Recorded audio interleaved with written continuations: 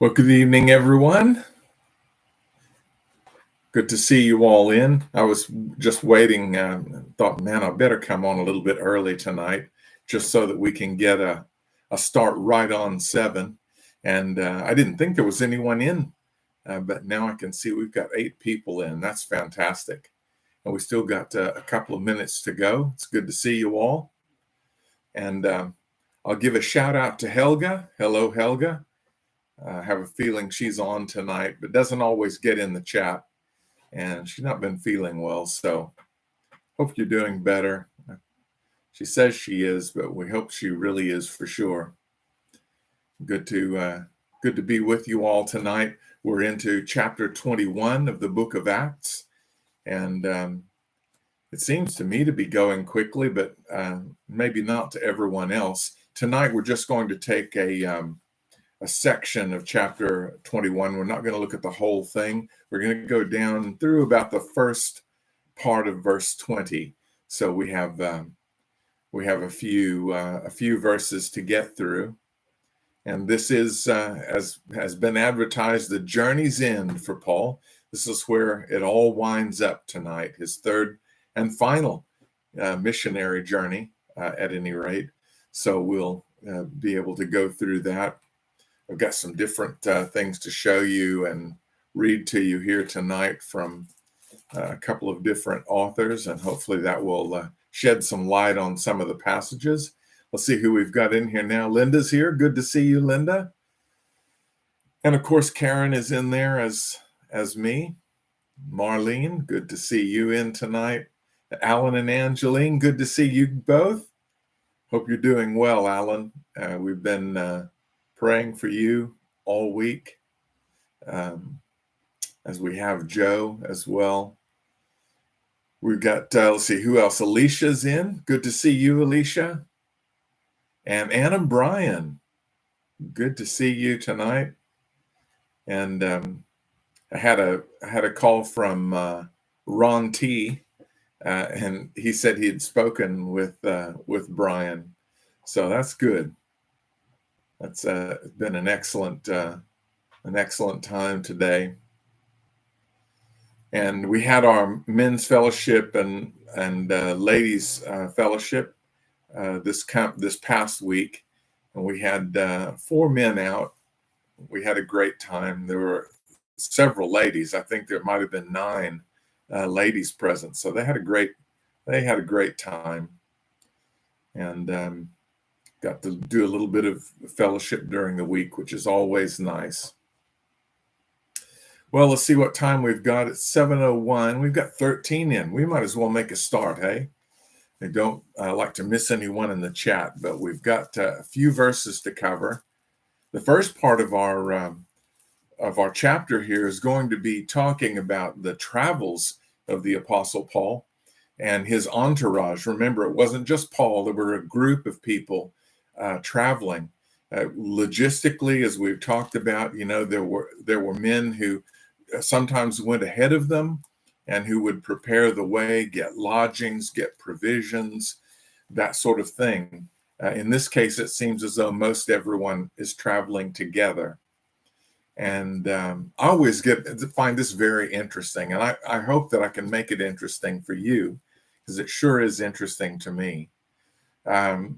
Just to refresh your memory, Paul was at Miletus. I'll show you if I can here on the map. I've got it the right way around, I know, because I practiced. Paul had sailed into Miletus, and it was there, remember, that he called for the elders at Ephesus, and they came down to Miletus because he was trying quickly to get into Jerusalem before the feast day, and so he was really hustling along. But when he got to Miletus, he called for the Ephesian elders, and you recall they came down and he encouraged them.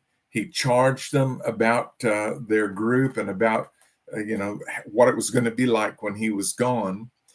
He went ahead and told them that they weren't going to see his face anymore, that this was going to be the last time that he would be traveling through that area. Of course, they were very sad.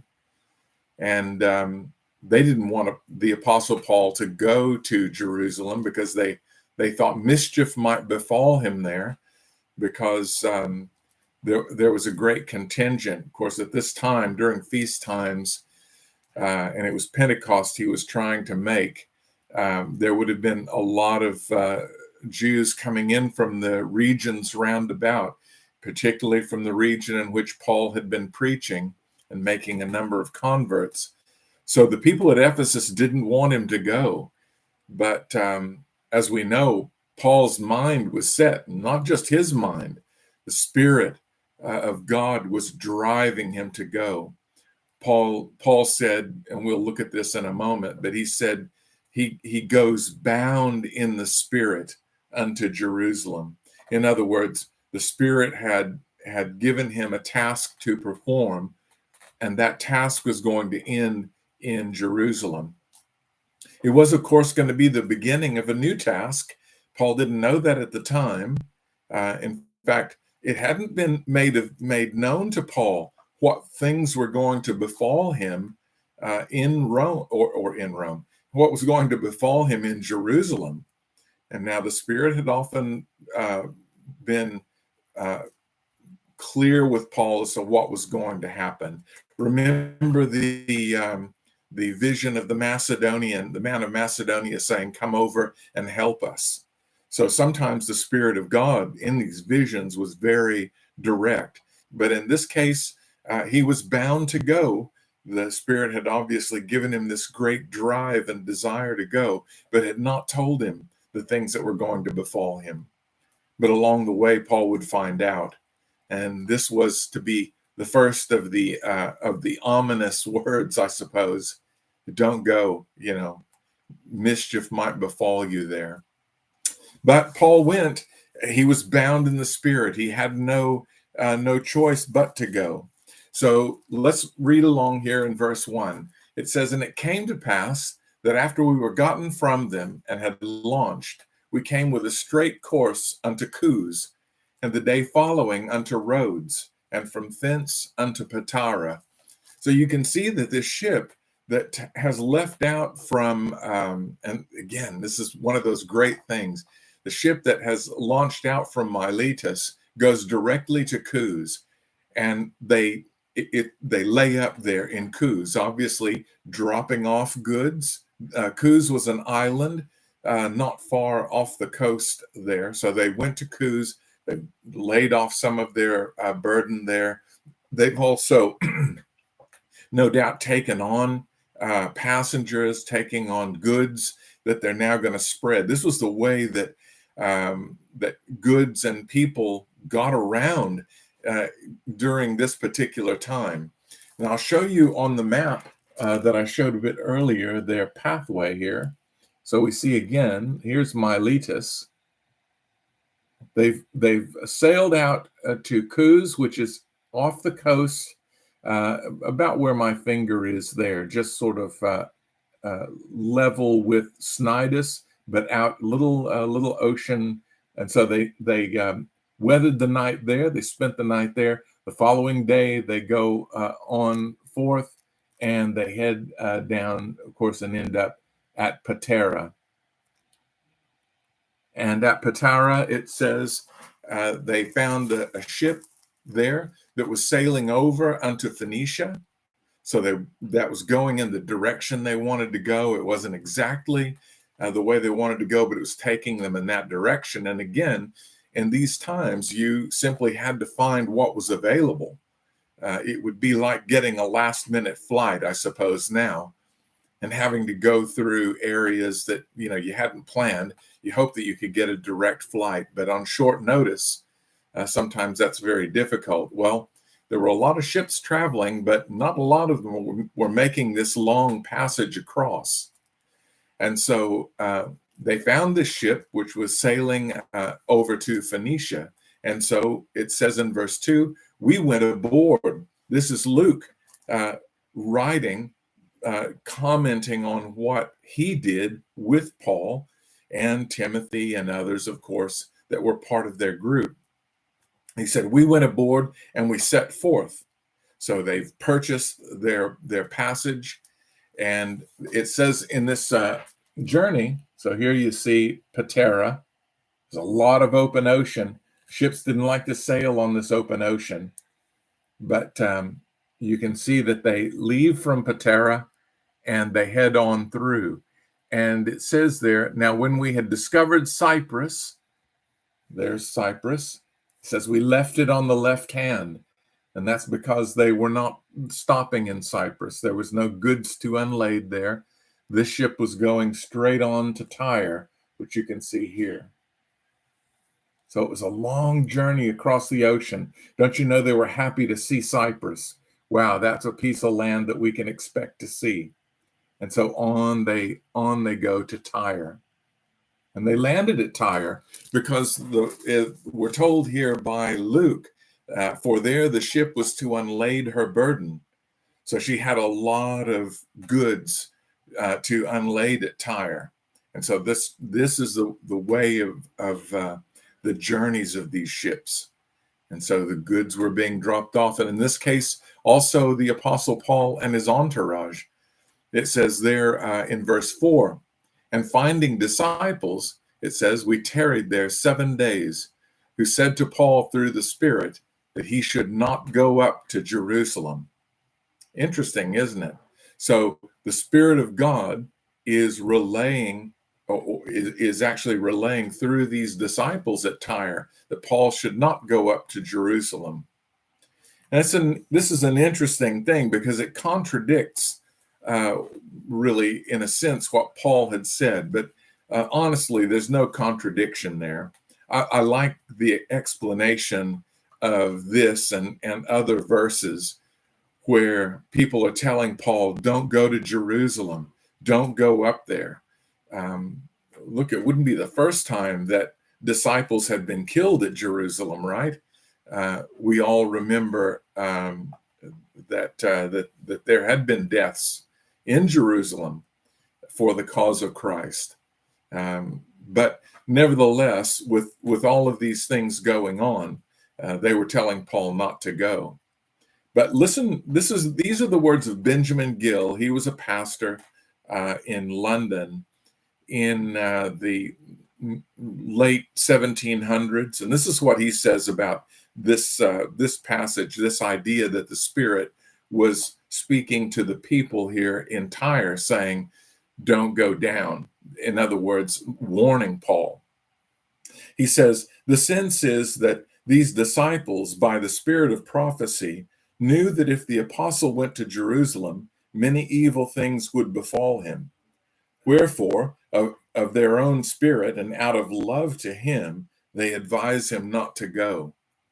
Now, doesn't that sound normal? If something bad was going to happen, if you knew in advance that something bad was going to happen, in this particular instance, it is Paul being arrested and being, of course, dragged away in chains.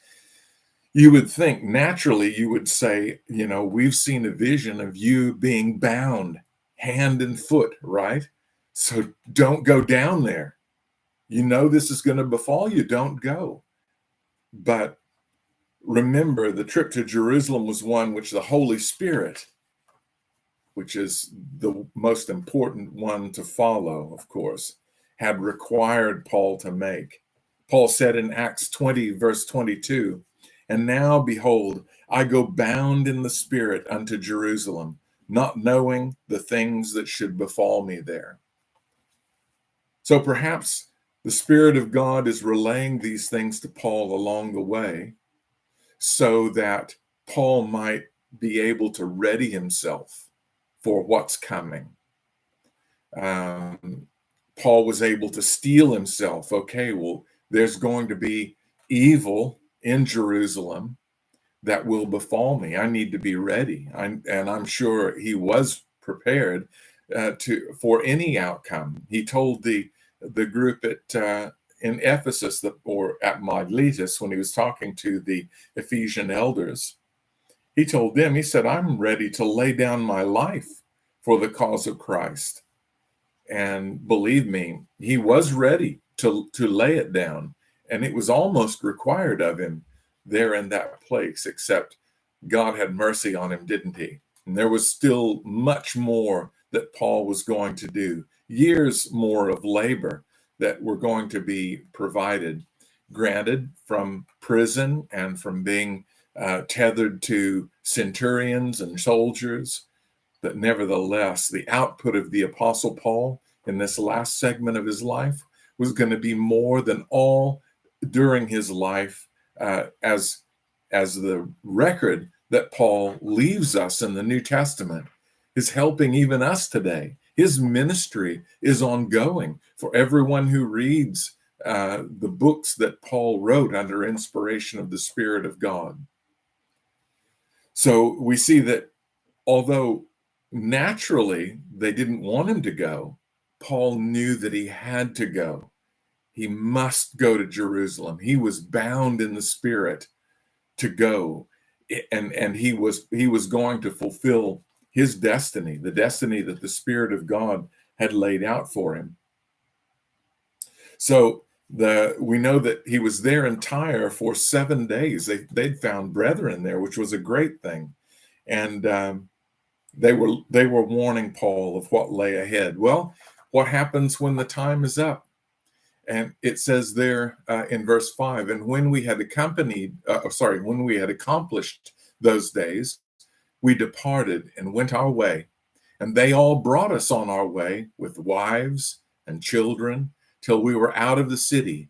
And we kneeled down on the shore, that is on the seashore, and prayed.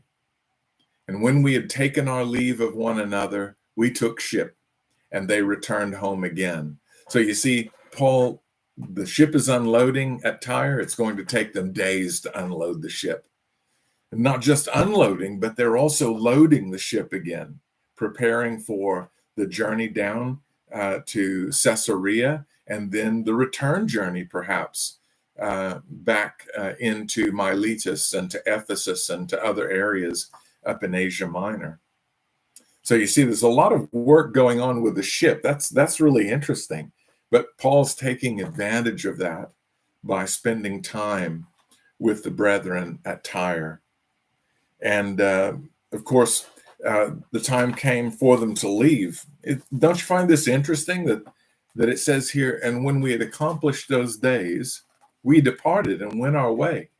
And they all brought us on our way with wives and children till we were out of the city. A lot like the Ephesian elders did, and the people of Miletus, right? Remember how they accompanied Paul, and then they knelt down and prayed, and then Paul and his entourage went on board the ship, and everyone else went home. Same thing in Tyre, and it's not unexpected. Listen to this. This is from a book, and I've told you about this book before, but I'll show you. Manners and Customs of Bible Lands by White. And it's one by Moody Press, but I have no idea. I know it's still in production, though, because someone has told me they found it online. But I'm going to read you a passage here from it, from page 79 in my book, The Departure of a Guest. It says, when the time comes for a guest to depart, a Syrian host will do his best to delay the departure. He will beg him to stay for one more meal or to wait until the morrow before he leaves. In Judges 19, in the finest example in the Bible of this custom of delaying a guest, the host said to the guest, comfort thine heart with a morsel of bread, and afterward go your way. And after the meal, he said to him, tarry all night. And the next day, the guest was persuaded to tarry until the afternoon. But when he urged to stay over another night, the guest decided that it was time to insist on departing, which he did. This is typical Oriental procedure. That was from Judges 19, 5 through 10. So you can see this was a characteristic of hospitality. So that would be so in a normal household, just with visitors and guests of any type. But here we have the Apostle Paul, right, and who was a man of renown in his day and loved, of course, by all the disciples. And so you can understand this feeling. It says, when a guest departs, the usual salutation is as follows. The guest will say, with your permission, And the host will make an answer, depart in peace. Isaac must have used such a salutation when Abimelech and his men departed after having been entertained by Isaac at a meal. Scripture says, and they departed from Isaac in peace, Genesis 26:31. And lastly, when a host desires to do special honor to his departing guest, he will walk with him out of the town a distance. Sometimes this walk will last for an hour and will come to an end only after the guest has urged his host that he need not go any farther. Thus, Abraham walked with his departing guests to bring them on their way in Genesis 18:16. And you see that here. Here they're following the Apostle Paul. They're showing their love and their devotion to him by bringing him on his way. We talk about that too, that it's come as a euphemism to us to go the extra mile, right? Have you heard that? If he asks you to go 1 mile, then go 2. So this is doing the job of a hospitable host. So if it was someone you cared about, you didn't want to see them go, you might not ever see them again. You know, this wasn't the days of easy travel or long life even. So you can understand people doing what they did here with Paul. But eventually he urged them to go back, and they gave him leave, and they departed in peace, it says. And he says, and they returned home again. It must have been an empty walk home and a quiet walk home, I would imagine.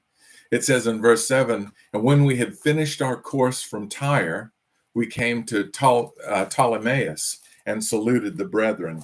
Now, I'm going to show you just along the way. You see how they arrive here in Tyre, if I can find it. There we are. They arrive in Tyre. They spend 7 days there. Now the ship's ready to go again. It's moving down the coast to Ptolemais. It lands there, and guess what it does? Yes, you're right. It unloads its burden that was set for Ptolemais. And so, like they do, they don't like to stay out on the open water if they can avoid it.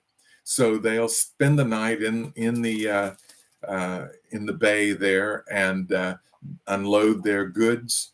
And then when the time came the following day, they would go. And it says here, or whenever they had unloaded the ship, and it says here in regarding that they saluted the brethren and abode with them 1 day.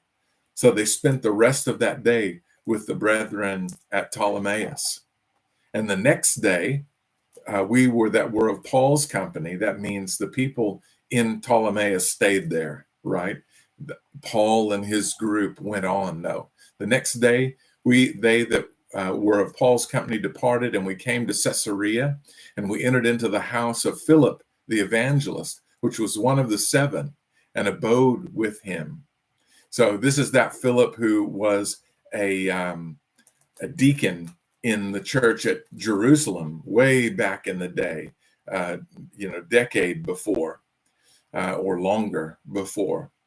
And it says here, verse 9, just as a little aside, and the same had 4 daughters, virgins, so they had not been betrothed to husbands, and they did prophesy. And it says in verse 10, as we tarried there many days, so it doesn't give, here, just as we were there many days, there came down from Judea a certain prophet named Agabus. And when he was come unto us, he took Paul's girdle, that's the belt that went around the outer tunic, right? And it held everything together. That was what a man would gird up in order to travel. It let his arms swing freely, and it was for moving.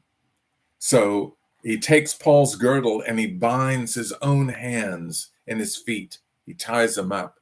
And he said, thus saith the Holy Ghost, so shall the Jews at Jerusalem bind the man that owneth this girdle, and shall deliver him into the hands of the Gentiles. And when we heard these things, both we and they of that place besought him not to go up to Jerusalem. So it's understandable, isn't it? It's natural We don't want confrontation anyway. We certainly don't want persecution, do we?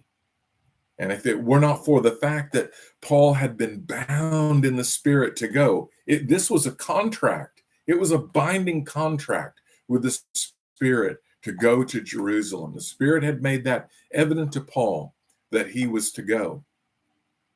Paul answers, I love this answer in verse 13. Paul answered, "What mean ye to weep and to break my heart?" So not just the people in Caesarea and the daughters of Stephen, or Philip rather, the evangelist, not just they who are crying, but those of his own group. Oh, Paul, don't go. Don't go. If the prophet has told you that your hands are going to be bound and your feet are going to be bound, don't go. They're going to deliver you to the Gentiles.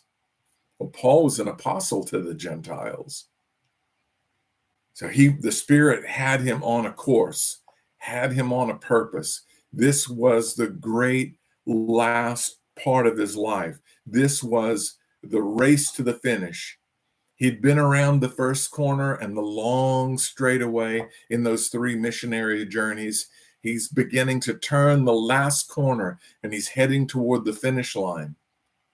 And no one knows how long or how short.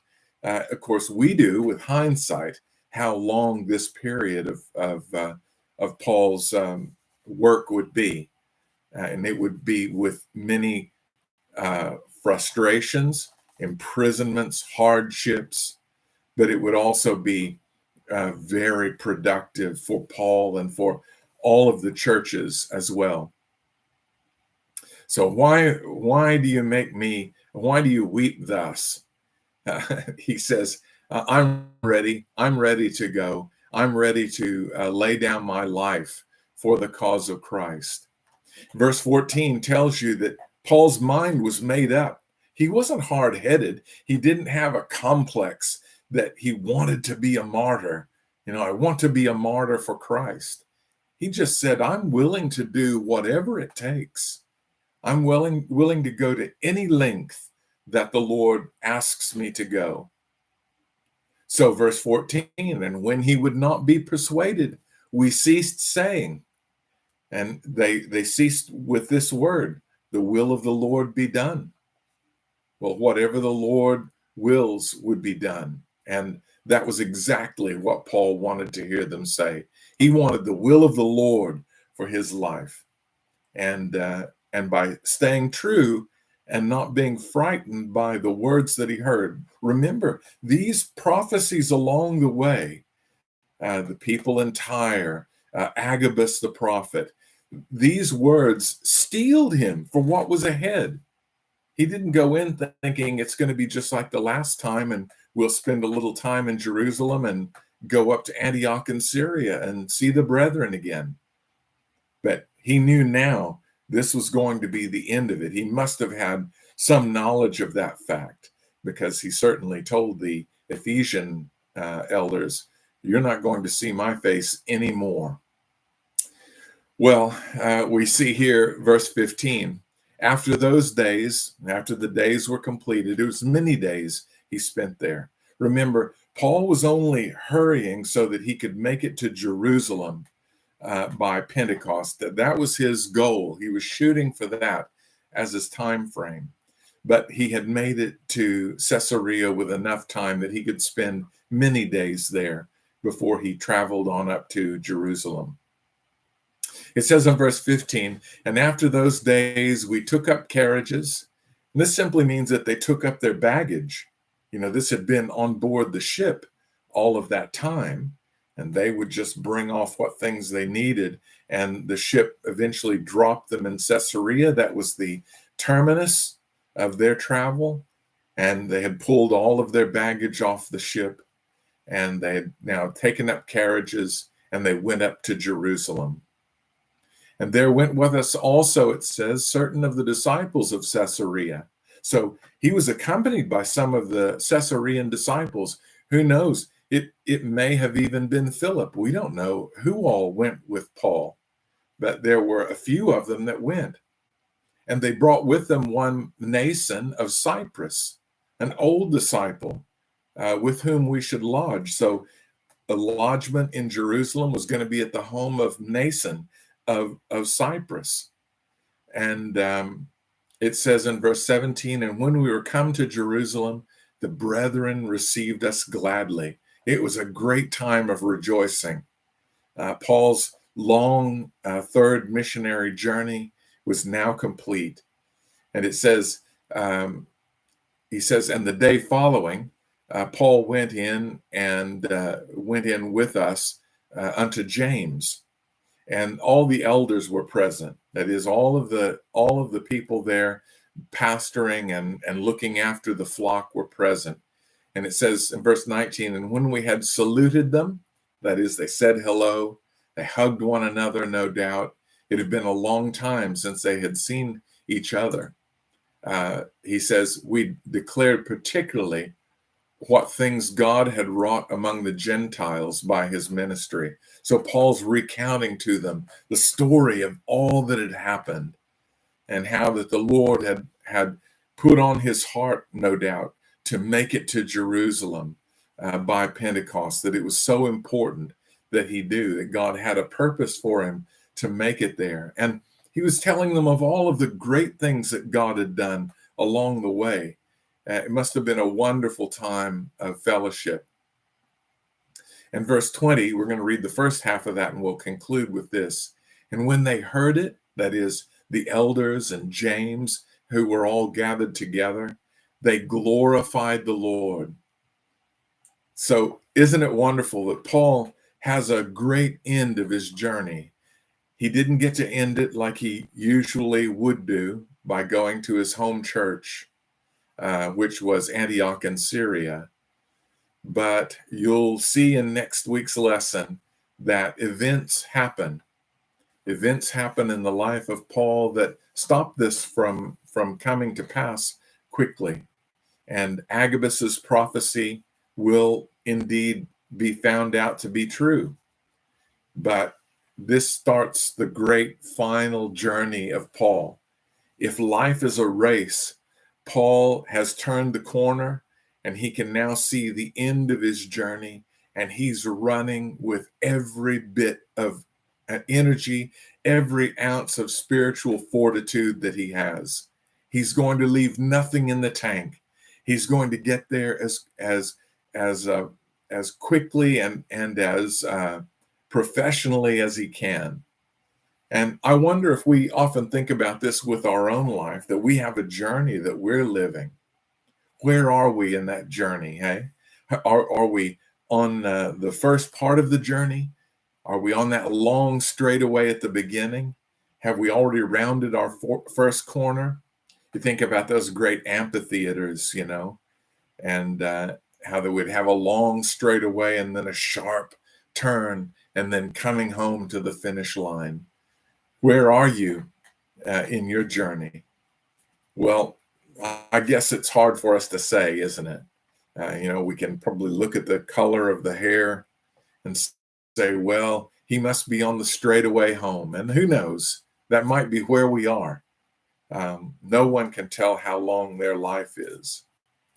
But what we can do is to make sure that we're obeying the Spirit of God, that we're not being living in fear like some of the disciples were in fear for Paul because of what would befall him. Paul was not afraid. Paul said, I'm going to finish my course. I'm going to keep running until I cross the line. And when I cross the line, the Lord will take me home. And that'll be the end of my journey here on earth. But until then, I'm going to work. Like the song says, work till Jesus comes. We'll work until Jesus comes. Well, I hope so. And I hope that we're all going to renew our vows. It's great in a marriage, isn't it? To renew your vows, just to remind yourself, that we're bound together in this thing till death do us part. It's important to renew those things, to I wonder if we have done that with our relationship with Christ. I think it may be just as simple as bowing our head, thanking Him for saving our soul, thanking Him for bringing us along this journey to where we are right now, and then asking Him, "Oh Lord, give me energy on this last straightaway to run this race with everything that I have. Empower me, strengthen me to finish my course with joy and with rejoicing." I think He will for us. I know He will.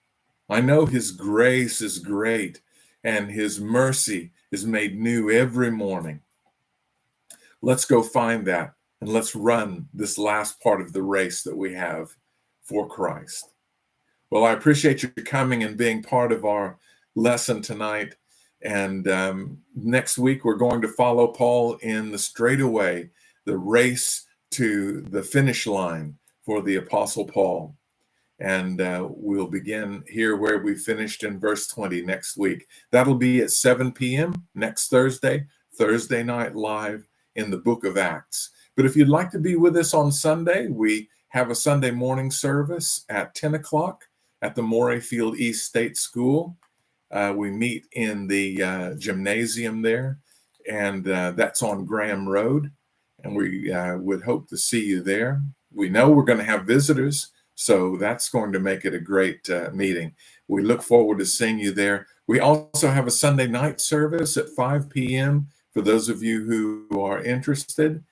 And we're in the book of Colossians. We've just started the book of Colossians. And so we'll be looking for that great comfort from one of Paul's prison epistles this coming Sunday. So won't you join us? Well, until next time, God bless you and keep you, give you that great strength that you need to finish off this race with joy. In Jesus' name, good night.